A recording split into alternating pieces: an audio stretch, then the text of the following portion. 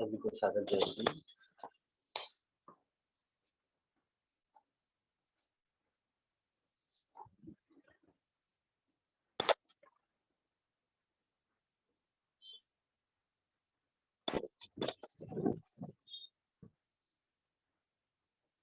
सभी को सादर जय जिनेन्द्र।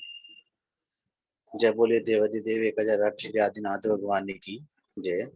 जय बोलिए मानतुम आचार्य स्वामी की जय। जय बोलिए परम पूज्य बालयोगी आचार्य श्री सौभाग्य सागर जी महाराज की जय। जय बोलिए मुनि श्री शुभ सागर जी महामुनि राज की जय। आज हमारा भक्तामृत स्तोत्र के 13वें श्लोक का अध्ययन होगा।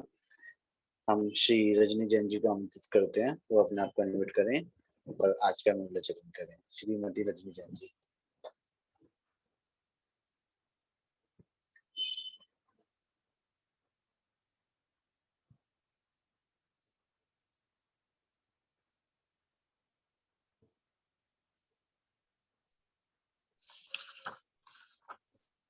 नमोस्तु गुरुदेव, नमोस्तु गुरुदेव, नमोस्तु गुरुदेव। जय बोले श्री 1008 आदिनाथ भगवान की जय। जय बोलो श्री 1008 काशनाथ भगवान की जय। जय बोलो श्री 1008 महावीर भगवान की जय। जय बोलो श्री 108 आचार्य मातुम महाराज की जय। जय बोलो श्री 108 आचार्य सिद्धांत सागर जी महाराज की जय।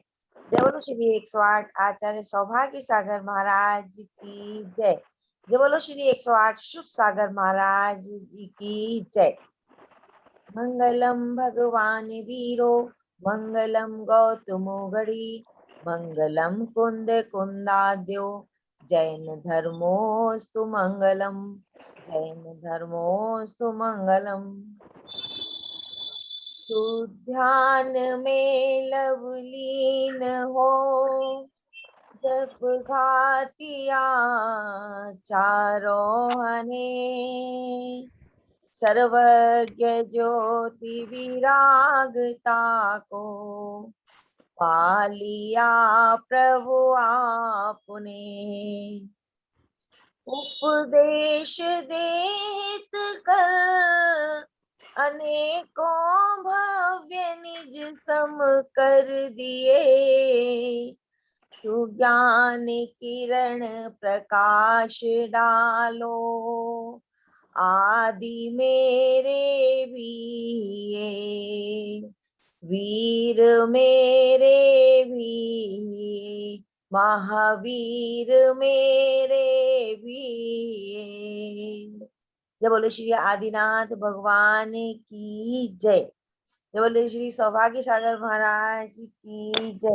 जय बोले श्री सुख सागर महाराज की जय। नमोस्तुते नमोस्तु। नमस्ते भगवान। आइए मुनि श्री सुख सागर जी महाराज के चरणों में चलते हैं और निवेदन करते हैं, हे मुनिराज हमें भक्तामृत स्तोत्र के 13वें काव्य के अध्ययन कराएं। जय बोलिए मुनि श्री सुख सागर जी मुनिराज की जय। नमोस्तु भगवान, नमोस्तु भगवान।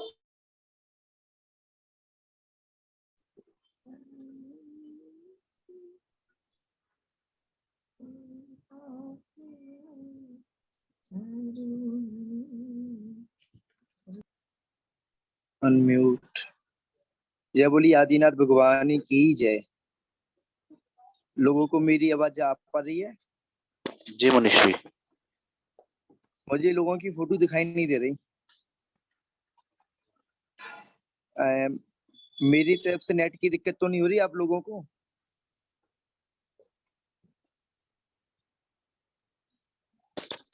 गौरव आवाज सही आ रही है मुनिश्री आवाज।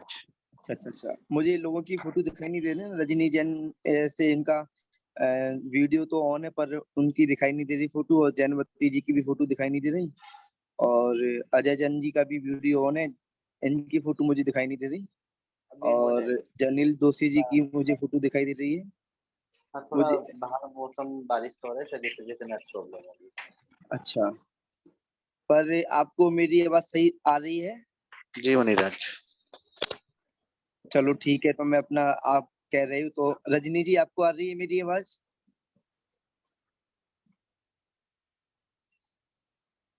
चलो मैं स्टार्ट करता हूँ।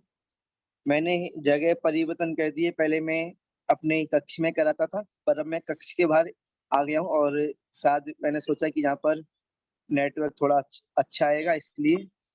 और अब मैं अपनी क्लास को प्रारंभ करता हूँ। मंगलम भगवान वीरो मंगलम गौतमो गणी मंगलम मुकुंदे कुंदादियो जैन धर्मोस्तु मंगलम सर्वमंगले मांगल्यम सर्वकल्याणिकारकम प्रधानां सर्वधर्माणां जैनं जयतु शासनम जैनं जयतु शासनम। जय बोली कजाट श्री आदिनाथ भगवान की जय। महावीर भगवान की जय। मानतुंग आचार्य महाराज की जय। आचार्य गुरुदेव श्री सिद्धांत सागर जी महाराज की जय। आचार्य गुरुदेव श्री सौभाग्य सागर जी महाराज की जय। अहिंसा मई विश्व धर्म की जय। मुनि श्री सुख सागर जी मुनिराज की जय। अब हम आज 13वें नंबर के श्लोक को पढ़ेंगे, और 13वें नंबर के श्लोक को पढ़े उससे पहले हमने 12वें नंबर के श्लोक में क्या पढ़ा था और 11वें नंबर के श्लोक में क्या पढ़ा था, इस पर दृष्टि डाल लेते हैं। हमने 11वें नंबर के श्लोक के अंतर्गत पढ़ा था कि बिना पलक झपकाए देखने योग, यानी कि भगवान बिना पलक झपकाए देखने के योग हैं, और भगवान को देखकर मनुष्य की आंखें और कहीं पर संतोष या शांति प्राप्त नहीं करती हैं। एक बार किसी ने भगवान के दर्शन कर लिए भाव से, तो वो अन्य जगह उसको शांति नहीं मिलेगी। केवल और केवल भीतराग भगवान के ही दर्शन करके उसको सुख और शांति की प्राप्ति होती है।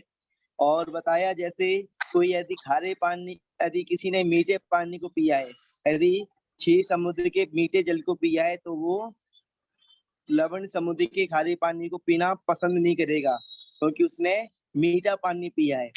और उसके बाद में 12वें नंबर पे का श्लोक में हमने पढ़ा था, अभी तो वीतराग की दर्शन करने के बाद में संतोष की प्राप्ति होती है। अब उसके बाद में बताया कि वो वीतराग तो है, वीतराग के साथ कैसे हैं कि त्रिभुवन में एकमात्र सबसे सुंदरवान, पूरे जगत में एकमात्र सुंदरवान, इतने सुंदर भगवान है। और कैसे बने, वीतराग सुंदर परमाणुओं से बनाए गए हैं, वीतराग सुंदर परमाणुओं से बनाए गए हैं। और निश्चय ही वे वीतराग परमाणु उतने ही थे, क्योंकि आपके समान अन्य कोई सुंदर हमको दिखाई नहीं देता। तो आप ही इतने सुंदर हो, आपके अलावा कोई दूसरा सुंदर हमको दिखाई नहीं देता, इसलिए जितने परमाणु थे उतने परमाणु से आपका निर्माण हो गया। अब इसके बाद में 13वें नंबर का श्लोक हम पढ़ेंगे आज। तो 13वें नंबर के श्लोक का सबसे पहले उच्चारण समझेंगे, उसके बाद में शब्दार्थ समझेंगे, उसके बाद में भावार्थ समझेंगे। तो 13वें नंबर के श्लोक को हम लगा लें, ठीक है। अब इसका हम सबसे पहले शब्दार्थ समझेंगे, इसका उच्चारण समझेंगे कि इसका किस तरीके से उच्चारण होगा। आपको यदि बैठना तो अंदर चटाई रखिए, तो चटाई बिछा के बैठ सकते हैं। सबको मंगला। तो इसका हम उच्चारण समझते हैं। वक्त्रम कुआते, इसमें थोड़ा सा मिस्टेक है, वैसे मिस्टेक तो नहीं है, सही लिखा हुआ है, पर लोगों को समझने में थोड़ा समस्या हो तो इसमें आधा का बना हुआ है और वा बना हुआ है, कुआ। वक, इसमें वक में भी आधा का बना हुआ है और ता बना हुआ है, ता के बाद में रा पूरा, और उसके बाद में एक बिंदी।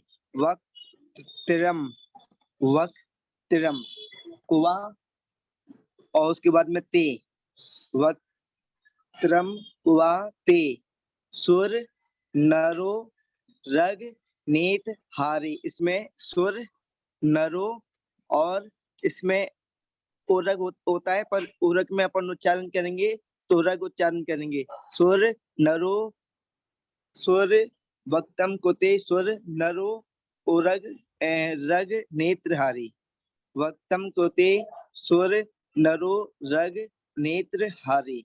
इसमें इतने बार टूटेगा, सुर नरो रग नेत्रहारी।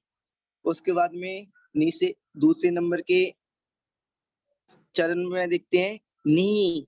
इसमें नी लंबा खींचना है, इसमें हा का भी उच्चारण होना चाहिए। निहि शेष, निहि शेष निर्जित, निर्जित जगत, जगत। उसके बाद में त्रितयोपमानम, निशेष निर्जित जगत तृतीयोपमानम, त्रितयोप, त्रित और योप और उसके बाद में मानम।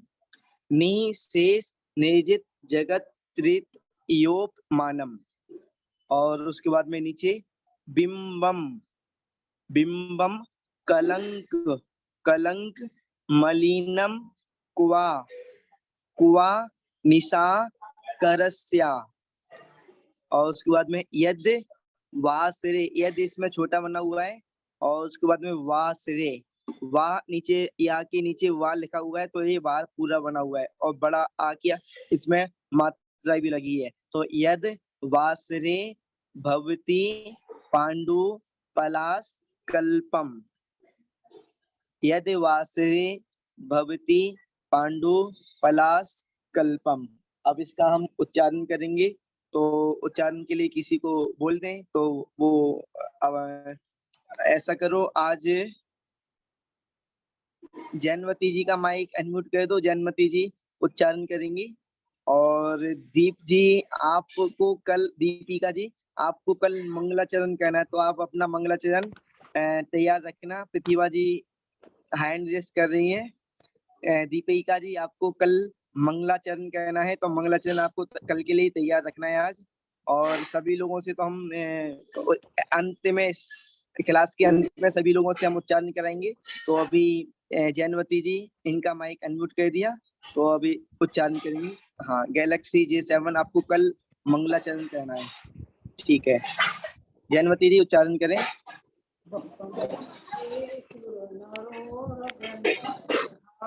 अभी आपकी आवाज आ नहीं पा रही है मेरे पास।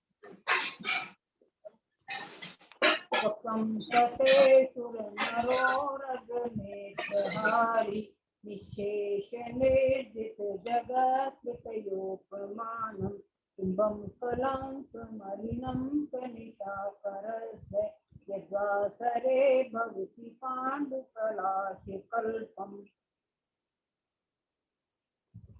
बहुत बढ़िया उच्चारण किया आपने। अब हम चलते हैं शब्दार्थ की ओर। अब हमने इसका उच्चारण तो समझ लिया, एक एक शब्द को समझ लिया, पर शब्द का अर्थ क्या होता है। वक्त्रम पढ़ा तो वक्त्रम का मतलब क्या होता है। तो वक्त्रम यानी कि वक्त्र का मतलब होता है मुख कमल, मुख यानी कि चेहरा। वक्त्रम का मतलब होता है चेहरा, मुख। और उसके बाद में मुख ने, चेहरे ने, आपके चेहरे ने।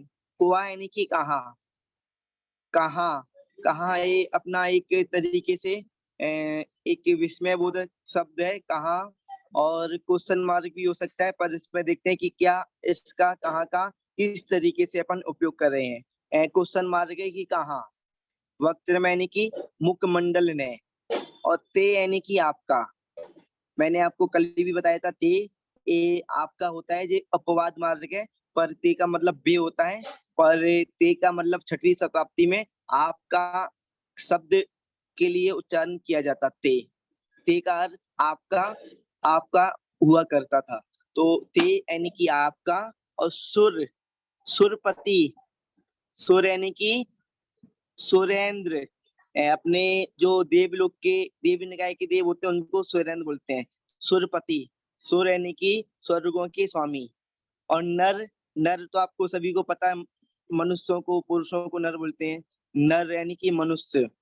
मैं सुर यानी कि देव, सुरपति सुरेंद्र, नर यानी कि मनुष्य यानी कि नरपति। इसको नरेंद्र भी कह सकते हैं, नरेंद्र। उसके बाद में इसमें नर के बाद में नरो लिखा है ना, तो ओ की मात्रा इसमें से निकल जाएगी और उरग बन जाएगा। सुर, नर और उसके बाद में उरग।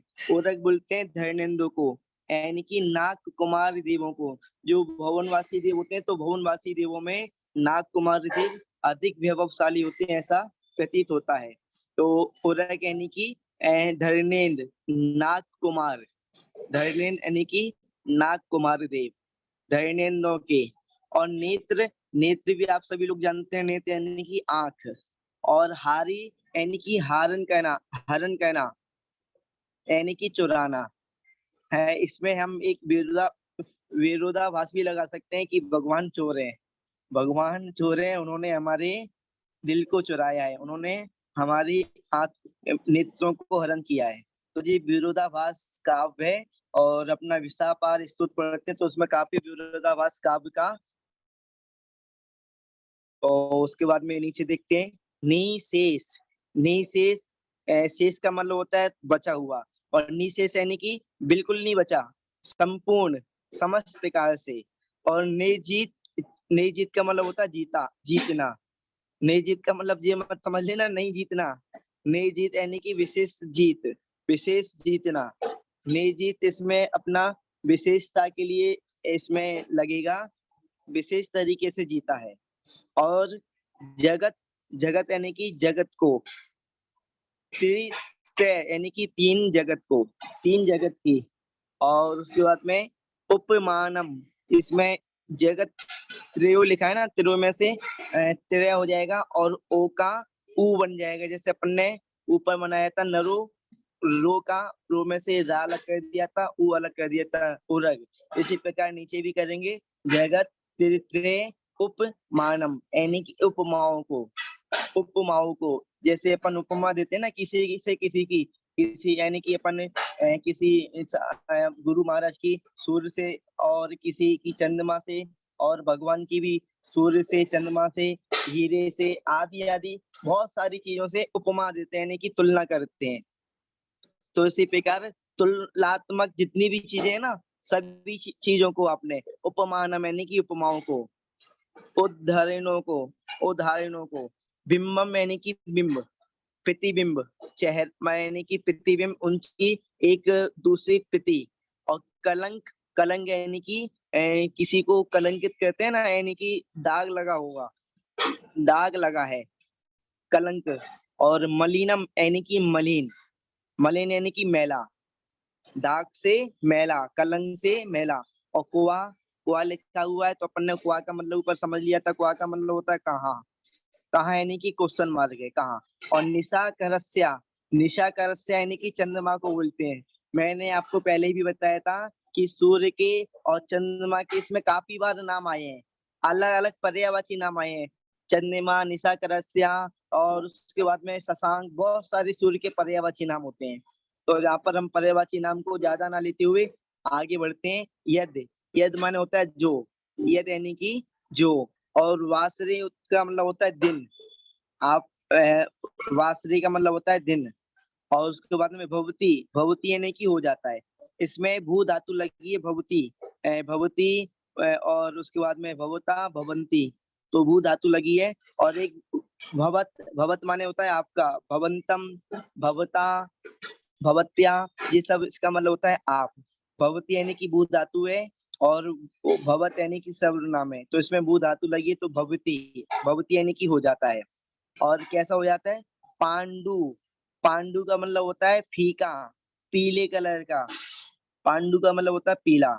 और पलाश कल्पम, पलाश एक पेड़ का नाम है, फूल का नाम है पलाश। पलाश यानी कि एक पलाश का फूल होता है, जो मैं आपको इसका बाद में बताऊंगा पूरा वर्णन। पलाश एक फूल का नाम होता है, समझ लो। पलाश के एक पलाश का पेड़ होता है, पलाश का पेड़ होता है, फूल पेड़ होता है पलाश का। जैसे अपना आम का पेड़ होता है, और आदि आदि तमाम चीजों के पेड़ होते हैं, आम के, और अपने गेंदे फूल के, और फलों के। इसी प्रकार ये पलाश एक फूल होता है, उसका पेड़ होता है, पलाश का पेड़। और कल्पम यानी कि कल्पना कहना के समान, पलाश पत्ती के समान, पलाश पत्ती के समान। अब इसका हम शब्दार्थ अपने समझ लिया है। अब हम भावार्थ लगाएंगे, और भावार्थ के साथ में वाक्य का निर्माण करेंगे। तो वाक्य का निर्माण करें तो उससे पहले एक बार और हम रिवीजन कर लेते हैं। वक्त यानी कि मुख ने, आपके चेहरे ने, कहा यानी कि कहा, क्वेश्चन मार्क, ते यानी कि आपके, सूर्य यानी कि सुरेंद्र, सूर्यपति देवों के द्वारा। नर नर यानी कि नरेंद्र यानी कि चक्रवर्तियों के द्वारा, न कि राजाओं के द्वारा। उरग यानी कि धरणेन्द्रों के द्वारा, नाग कुमार देवों के द्वारा। नेत्र यानी कि नेत्रों को। हारी यानी कि हरण किया है। और उसके बाद में निशेष, निशेष यानी कि संपूर्ण। और निर्जित यानी कि जीता है। जगत, जगत यानी कि त्रि और त्रय यानी तीन जगत की। उपमानम, उपमाओं को। और बिंबम, बिंब। कलंक यानी कि कलन, मलिनम कलंक से मलिन। कुआ यानी कि कहा। निशाकरस्या, चंद्रमा का। चंद्रमा यानी कि निशाकरस्या छठी विभक्ति लगी है तो चंद्रमा का। और उसके बाद में यद, यद यानी कि जो। वासरे यानी कि दिन में। भगवती हो जाता है। पांडु पीले। पलाश, पलाश के पत्ते। कल्पम यानी कि समान। पलाश के पत्ते के समान। निष्प्रय, कैसा? निष्प्रय। अब इसका हम वाक्य निर्माण करेंगे और भावार्थ समझेंगे। तो भावार्थ समझते हुए सबसे पहले हम लेंगे क्वा। क्वा यानी कि कहा। Question mark. कहा बोलते ना, कहा आप और कहा वो। कहा भगवान आप और कहा अन्य देवी देवता। और कहा गुरुदेव आप और कहा अन्य लोग। तो जहाँ पर कहा यानी कि क्वेश्चन है, कहा आप और कहा वो। तो जहाँ पर सबसे पहले लेंगे कहा। और उसके बाद में आपके। दूसरे आपके। कहा आपके। और उसके बाद में मुकने, वक्त्र यानी कि मुकने। भगवान का चेहरा। अभी अपन भगवान के चेहरे की बात कर रहे हैं।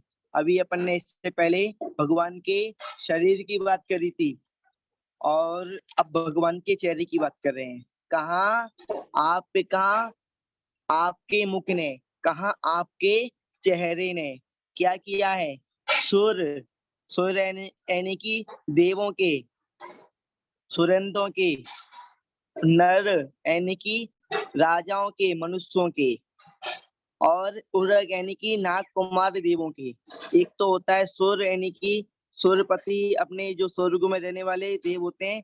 और एक होता है उरग। उरग या भवनवासी और व्यंतर देव जो अपने मध्य लोक में रहते हैं।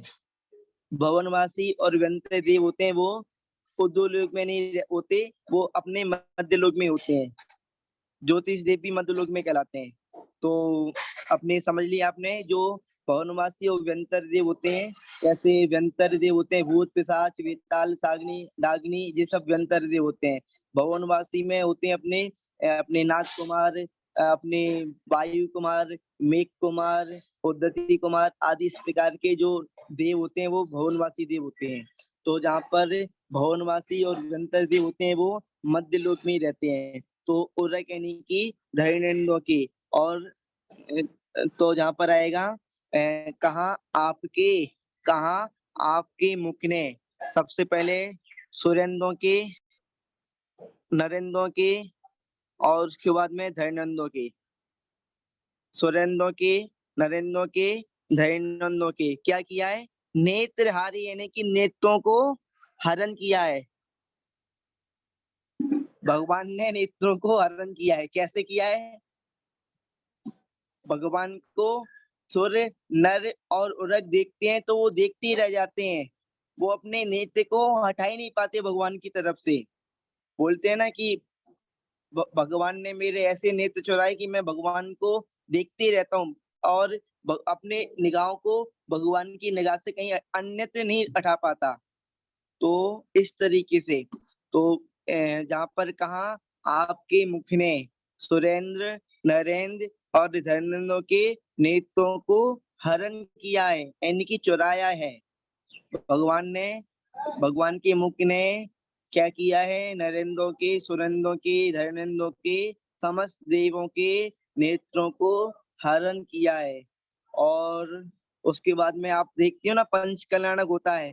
तो सौधर्म इंद्र जो बालक को लेके आता है और वो भगवान को देखते ही रहता है और वो भगवान को 1008 नेत्र बना के देखता है। उसके बाद में भी उसकी देखने से तृप्ति नहीं हो पाती। भगवान इतने सुंदर होते हैं। इस तरीके से भगवान होते हैं। भगवान को वो हाथ में लेकर उसका कल्याण हो जाता है। वो अगले भव से मोक्ष मोक्षगामी जीव हो जाता है। स्वयं इंद्र जो होता है वो एक भवतातारी होता है, यानी कि दूसरे भव में वो भी मोक्ष जाने वाला जीव होता है। स्वयं इंद्र भी नियम से अगले भव में मोक्ष जाता है। भगवान को अभिषेक कराने में, भगवान को निहारने में इतना पुण्य का बंद होता है कि वो अगले भव से मोक्ष को प्राप्त हो जाता है। और यहाँ पर भगवान ने सभी लोगों के नेत्र को हरण किया है। और उसके बाद में जहाँ पर जगत ऋतय, भगवान ने सभी लोगों के नेत्र को तो हरण किया है, किया ही है। उसके बाद में क्या किया है, जगत ऋतय यानी कि तीन जगत की क्या कितनी तीन जगत की संपूर्ण उपमानम यानी कि उपमाओं को हम भगवान की तीन जगत की जितनी जितनी उपमा दे सकते थे सबकी उपमा दी थी, पर सभी में भगवान सबसे श्रेष्ठ माने गए। हमने चंद्रमा से उपमा दी, हीरे से उपमा दी, सूर्य से उपमा दी, तो सभी में भगवान श्रेष्ठ माने गए। यानी कि सब उपमाओं को भी भगवान ने क्या किया है, जीता है। हम किससे उपमा कर सकते हैं भगवान की हमने जिस किसी से भी उपमा की तो वो हमेशा जीत नहीं पाया भगवान से। भगवान ही जीत, यानी कि भगवान ही श्रेष्ठ माने गए। जहाँ पर हमने बोला कि भगवान सूर्य हैं, भगवान सूर्य जैसे तेज है। भगवान की हमने सूर्य से तुलना की, तो जहाँ पर फिर उसके बाद में बोला कि सूर्य तो छिप भी जाता है। सूर्य क्या होता है, वो दिन में निकलता, रात में छिप जाता है, और उसके बाद में बादलों से छुप जाता है, कभी ग्रहण पड़ जाता है। तो जहाँ पर सूर्य की भी हमने उपमा दी, तो भगवान का ऐसा नहीं होता, भगवान कभी किसी से छिपते नहीं है, ना भगवान का कोई ग्रहण लगता, ना कोई उनको छिपाता है। तो जहाँ पर भगवान ही यानी कि श्रेष्ठ माने गए सूर्य से। इसी प्रकार चंद्रमा से उपमा दी, कोहिनूर से उपमा दी, जिस किसी से भी उपमा दी जा सकती थी सभी चीजों से उपमा दी। पर उसके बाद में भी क्या हुआ, तीन जगत की संपूर्ण उपमाओं को भी भगवान ने जीत लिया।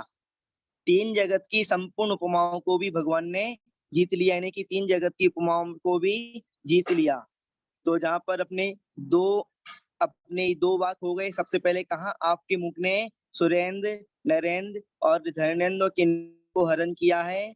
और दूसरा वाक्य, तीन जगत की संपूर्ण उपमाओं को जीता है। किसने? आपके मुख ने सभी के नेत्रों को हरण किया है और समस्त तीन लोक की उपमाओं को जीता है।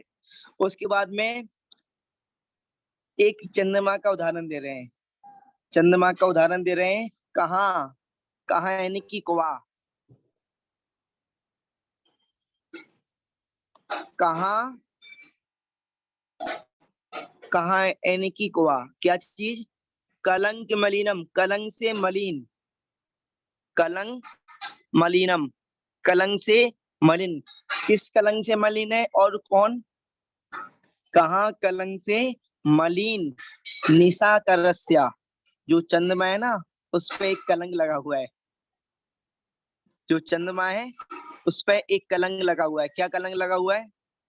कहाँ कलंक से मलिन, कहाँ कलंक से मलिन, निशा करस्या, चंद्रमा का बिंब, प्रतिबिंब। कहाँ कलंक से मलिन, चंद्रमा का प्रतिबिंब। अच्छा, प्रतिबिंब, इसको प्रतिबिंब क्यों कहा? क्योंकि आपको पता होगा कि चंद्रमा में दाग लगे हुए हैं, धब्बे लगे हुए हैं, यानी कि दाग लगा हुआ है। कहाँ? कलंक, दाग से मलिन चंद्रमा का प्रतिबिंब। अब जहाँ पर चंद्रमा का एक विशेषता बता दी, और विशेषता बताने के बाद में एक और विशेषता बता रहे हैं।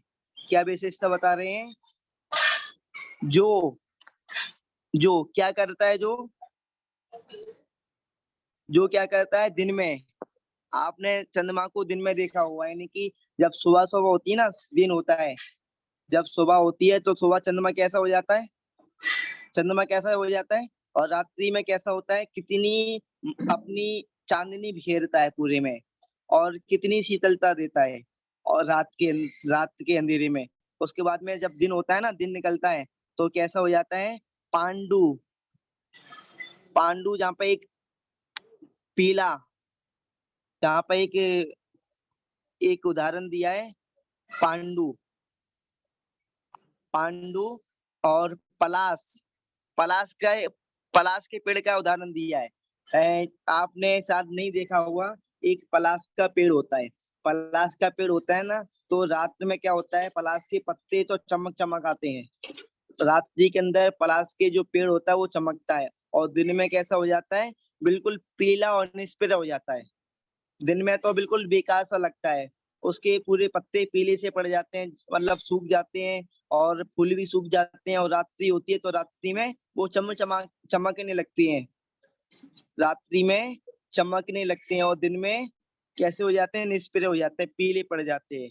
तो जहाँ पर जो दिन में पीले पलाश के पत्ते के, और उसके बाद में कल्पमैनी की समान, अब कैसा, निष्प्रिय, यानी कि उसकी प्रभा खत्म हो गई, कांति खत्म हो गई, यानी कि निष्प्रिय बिना कांति वाला भवती यानी कि हो जाता है, भवती यानी कि हो जाता है, भवती हो जाता है। पांडु इसमें अपन ने भी समझ लिया, हो जाता है। तो जहां पर हमने तुलना की, और तुलना करने के बाद में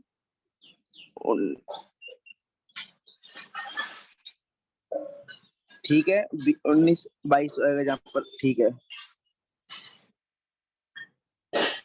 बासरी जहाँ पर 18 आएगा, ठीक है।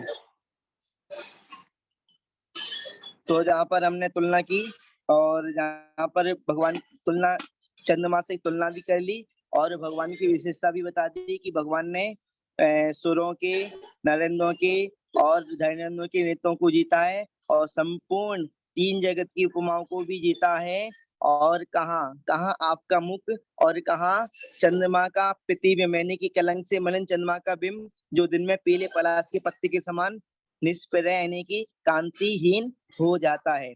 तो इस तरीके से हमने 13वें नंबर के श्लोक का अर्थ समझा, और अब चित्र के माध्यम से हम इसको और भाव भाषण समझेंगे। एक बार और हम समझ लेते हैं कि कहाँ आपके मुख ने, जहाँ पे क्वेश्चन मार्क कर रहे हैं, कहाँ आपके मुख ने सुरेंद्रों के, नरेंद्रों के, धैर्येंद्रों के नेत्रों को हरण किया है, और 3 जगत की संपूर्ण उपमाओं को जीता है। जहाँ पर क्वेश्चन, कहाँ आपका मुख, और कहाँ चंद्रमा का प्रतिबिंब, कैसा, कलंक से मलिन चंद्रमा का प्रतिबिंब, जो दिन में पीले पलाश पत्ते के समान निष्प्रिय यानी कि निष्कांति वाला हो जाता है। ये अपन ने 13वें नंबर के श्लोक के अंतर्गत समझ लिया। अब हम इसको चित्र के माध्यम से भी समझेंगे। तो जहाँ पर देखो, जहाँ पर एक तो ये नाग कुमार देव बने हुए हैं, नाग कुमार देव, और जहाँ पर ये मनुष्य, और जहाँ पर ये सुरपति, मनुष्य और नाग कुमार देव, ये तीनों क्या कर रहे हैं, भगवान के चेहरे को देख रहे हैं। और चेहरे को कैसे देख रहे हैं, देखते रह रहे हैं, उनके ना तो झपक रहे हैं, ना इधर उधर भाग रहे हैं, भगवान को इस तरीके से देख रहे हैं। तो भगवान ने क्या किया, इनके नेत्रों को हरण कर लिया है। वो अपने नेत्रों को अन्य जगह लेके नहीं जा पा रहे, भगवान को ऐसे देख रहे हैं जैसे चकोर चंद्रमा को देखता है टकटकी लगाए, इस प्रकार भगवान को वो निहार रहे हैं। जहाँ पर वीतराग भगवान की आपने दर्शन यदि भाव से नहीं किए हो, तो भाव से करना। ऐसा लगता है जैसे कि हमने अपने जीवन में अब चुल्लू पैमाना, यानी कि अपने जो अपना जो भाव है ना, वो अब चिल्लू प्रमाण रह गया है, यानी कि अब तो मेरा कल्याण हो गया, अब मुझे भी सिद्ध पद की प्राप्ति होने में समय नहीं लगेगा। चुल्लू प्रमाणा यानी कि हाथ में जितना पानी आ जाए ना, उतने मेरे भाव बचे हैं। तो इस तरीके से यदि किसी को भगवान के बिंब प्रतिबिंब को देखने में यदि होता है, तो उसका भाव चुल्लक प्रमाण ही बचा हुआ है, इस तरीके से हम मान सकते हैं। और जहाँ पर जगत की जितनी भी चीजें ना, तो उसको भी जीत लिया है। तो जहाँ पर समझ लो कि जगत भी बना दिया पूरा, तो संपूर्ण जगत को भगवान ने जीत लिया है। और उसके बाद में संपूर्ण जगत की उपमाओं को, और उसके बाद में नीचे बनाया है एक पेड़, ये पलाश का पेड़ बनाया है। और पलाश का पेड़ देखो दिन में कैसा हो गया, बाकी के पेड़ कैसे हरे भरे से दिखाई दे रहे हैं, और दिन में पलाश का पेड़ कैसा हो गया, पीला सा हो गया, स्प्रे हो गया है। और रात में कैसा होता है जी, अच्छा सा लगने लगता है, हरा भरा सा लगने लगता है, कांतिमान लगने लगता है। और दिन में बिल्कुल ऐसे हो जाता है, पीला सा इंदी कांति रहित हो जाता है। और जो चंद्रमा है ना, चंद्रमा भी दिन में निष्क्रिय हो जाता है, उसको चंद्रमा की भी कांति नहीं दिखाई देती। जब सुबह आपने देखा हो, सुबह सुबह जब सूरज निकलता है तब भी चंद्रमा आपको दिखाई देता है, और वो कैसा दिखाई देता है, कांतिहीन दिखाई देता है।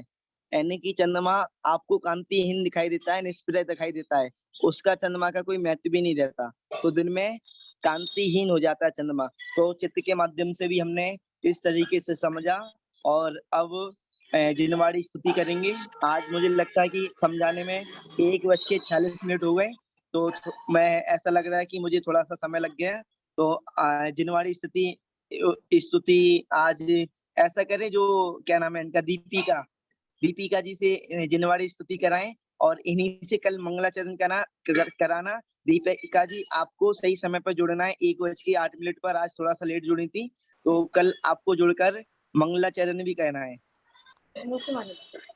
जावाड़ी के ज्ञान ते सूझे लोकालो, सोवाड़ी मस्तक नमो सदा ते दूधो।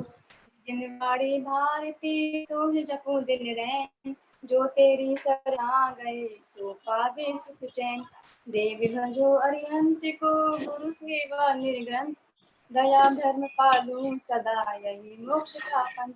धर्म करत संसार सुख, धर्म करत निर्वाण, धर्म पंथ साधे नानक तेंच समम। नमस्ते महाराज। सबको मंगल आशीर्वाद। और अब गौरव जी जो